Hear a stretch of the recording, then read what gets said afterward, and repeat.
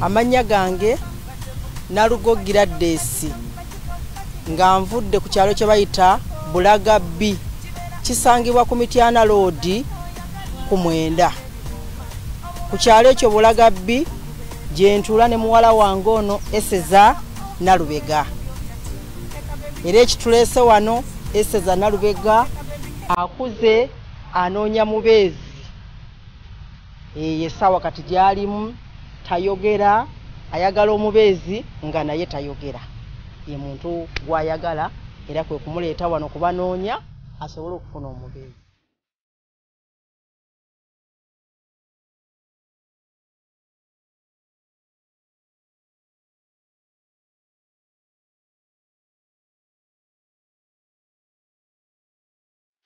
Manyi bulungi byayagala. Ssebo byayagala mbimanyi kubanga era ebiseera ebisinga tunyumya naye abeera abiŋŋamba. Amutubuulizeeko atubuulire kika kya mubeezi kigwanoonya.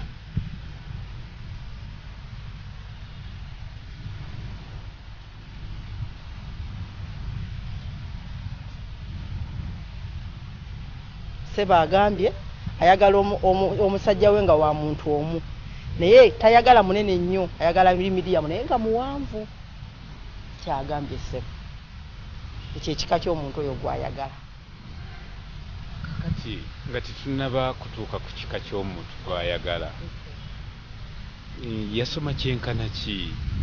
Ssebo omukyalo ono Nnalubega yasoma omulimu okusinga yakuguka mu byanviiri era yasoma ne bamutikkira n'afuna certificate era mukyala muyivu ono yakuguka mu byanviiri. Okumanya nga yasoma yafuna ne certificate yiino emulaga nti yasoma ne bamutikkira era ne bamuwa certificate ye. Mukyala mukozi mulungi nnyo, asobola okusiba enviiri, buli fashion ezisinga azimanyi, asobola n'okuyooyoota abagole kusinziira ku bintu bye bye yasoma ssebo ne certificate ye. Omukyala ono okumanya yasoma bamutikkira ne diguli, omukolo gwali gw'amaanyi. Mukyala muyivu era kyakola akitegeera. Omukubidde akalango. Munnange ati buli omuntu obeera n'omuntu olina okumuwaana. Batugamba waaka abantu balage waaka. Waaka wuuno omukyala ono gw'ayina. Esse. Badde mmanyi nti birina kuva mu ye ebigambo bisobola okumuvaamu naye si byonna nti asobola okubirya. Nammwe nga bwe mumanyi abantu ab'olulimi luno tebabeera bangu beyaba byagala asobola okunywa naffe naye ate nga mutasobola byogerera wano kyovudde olaba taata nga muzze wano okumuyambako. Ayina emyaka emeka? Omwana ono Nnalubega ayina emyaka 20. Emyaka 2. Ayina emyaka 2. Essebo ayina ku baana tazaalangako omwana n'omu era nsuubira mu nkuuma gye mukumye talina na muntu yenna.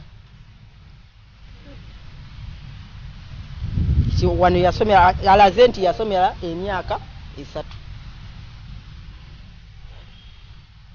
Ndowooza ssebo omulaba.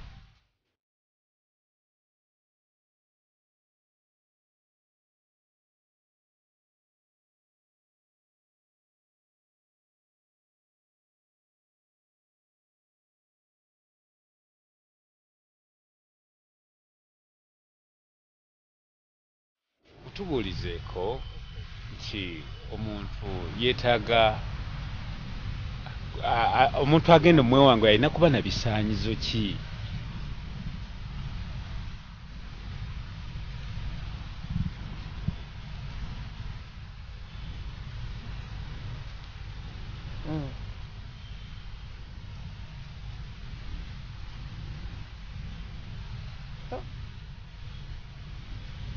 Tegeza myaka mukaga nti olulimi nga bw'olutegeera ebisaanyizo bye naye nga kyemmanyi bye yaŋŋamba omukyalo ono mulokole era agamba asinga kwagala mwami mulokole naye si nsonga ne bw'aba tafunye mwami mulokole naye nga ayagala wa lulimi lwe tayagala mwami ayogera ayagala mwami nga wa lulimi lwe banaakwasaganya olulimi kusinga ayagala mulokole bw'ataba mulokole ne bw'aba mukristaayo oba mukatuliki naye nga wa lulimi lwe ye mwami gwasinga okwagala.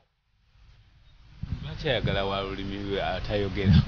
Ye bw'agamba bw'atutegeeza kyemmanyi ku mukyalo ono byasinga okwagala, amanyi ebya saluuni, amanyi okufumba, amanyi okwoza, ne bwe kuba kulima byonna abitegeera bulungi. Kakati Nnyebo,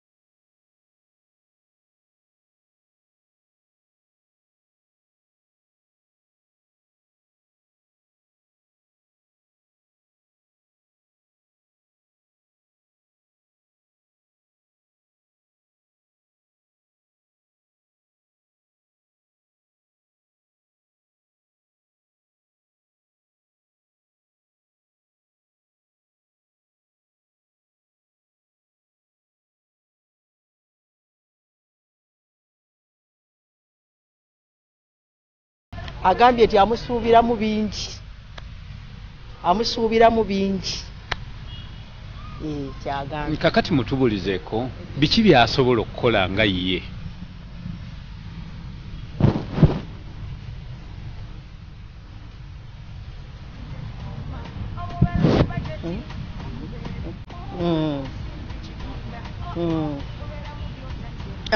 Kakati ssebo agambye bw'ati nti ye asobola okukola emirimu, asobola okwoza, asobola okusiimuula, asobola okuzaala omwana n'aweeka, asobola n'okulima. Omukyalo ono agambye byonna abisobola. Ebyobulamu biri bitya? Ndabye tabikoonyeeko.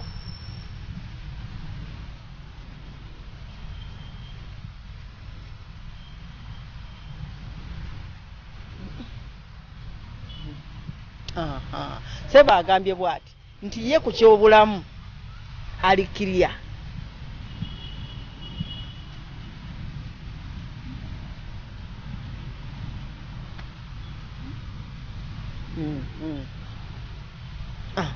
Ssebo agambye naye ayagala omwami nga naye mulamu, kuba naye mulamu kyasinga okwagala. Teka bembikeno kasitule myezi 9.